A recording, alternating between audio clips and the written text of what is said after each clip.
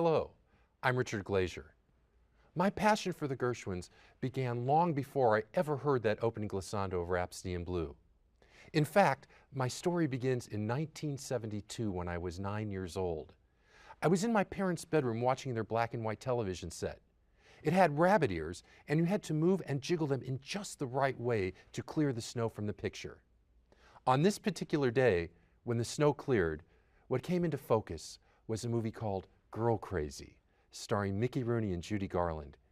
It was filled with wonderful music by somebody named George Gershwin and his brother Ira.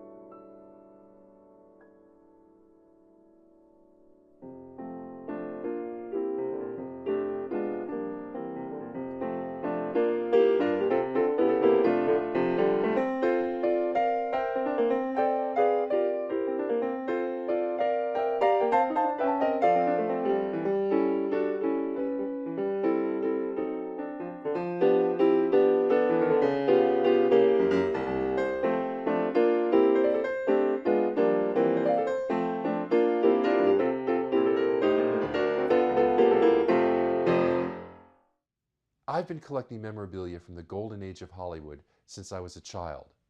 I'll be sharing some of my collection with you throughout the program.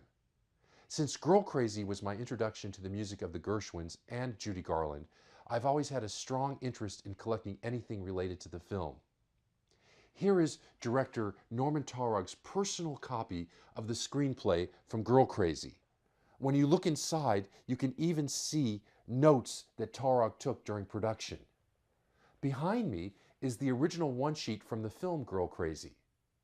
I also have in my collection all of the original one-sheets from the Mickey and Judy Let's Put on a Show musicals, including Strike Up the Band, Babes in Arms, and Babes on Broadway.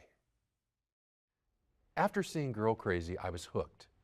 I had to find out everything I could about the Gershwins.